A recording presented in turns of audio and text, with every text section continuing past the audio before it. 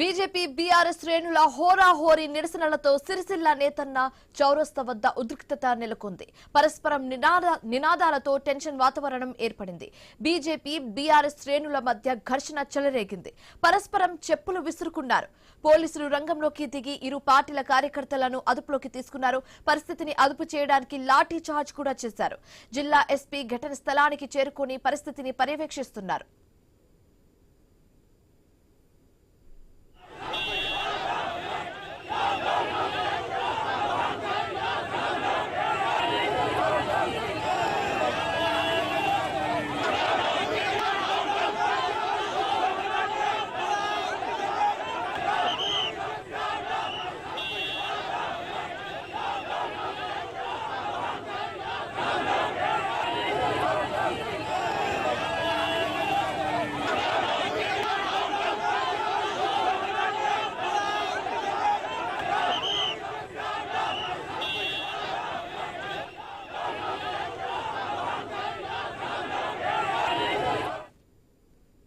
BJP BRS శ్రేణుల హోరాహోరీ నిరసనలతో సిరిసిల్ల నేతన్న చౌరస్తా వద్ద ఉద్రిక్తత నెలకొంది.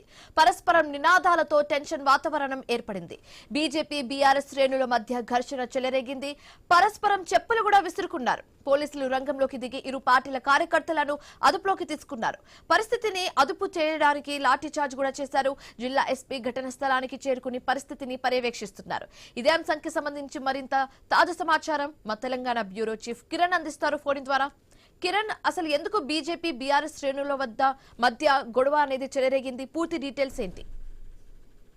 శివాని, రాజన్న సిరిసిల్లాలో ఉద్రిక్తత చోటు చేసుకుంది. ఓ కేసు విషయంలో బండి సంజయ్ని బాధ్యుని చేస్తూ అతన్ని మంత్రి పదవి నుంచి బర్తరఫ్ చేయాలనేటువంటి డిమాండ్ తో బీఆర్ఎస్ నేతలు ఆందోళనకు దిగారు. ఆ నేపథ్యంలోనే బీఆర్ఎస్ నేతల ఆందోళనపై కూడా వీళ్ళు కూడా కౌంటర్ గా కూడా ఇటు బీజేపీ శ్రేణులు కూడా పెద్ద ఎత్తున ఆందోళనకు దిగినటువంటి పరిస్థితి ఉన్న నేపథ్యంలో ఇరు వర్గాల మధ్యన మాటలు యుద్ధం పెరిగింది.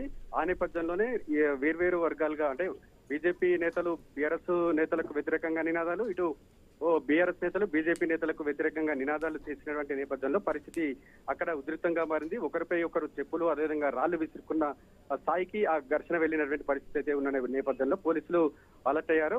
ఇరు వర్గాలను చెదరగొట్టేటువంటి ప్రయత్నంలో కూడా పోలీసులు లాఠీలకు కూడా పని చెప్పినటువంటి పరిస్థితులు అయితే ఉన్నాయని చెప్పొచ్చు. ఒకరిపై ఒకరు దాడులు చేసుకునేంత వరకు పరిస్థితి చేజారినటువంటి నేపథ్యంలో పోలీసులు లాఠీలకు పనిచెప్పారు.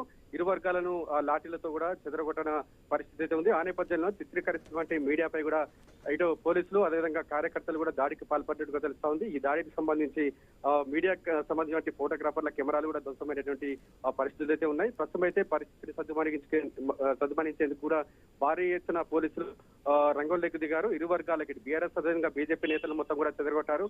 పలువురు ఆందోళనకారులను కూడా పోలీసులు అరెస్ట్ చేసినట్టు కూడా తెలుస్తా ఉంది. Shivani, right, thank you Kiran.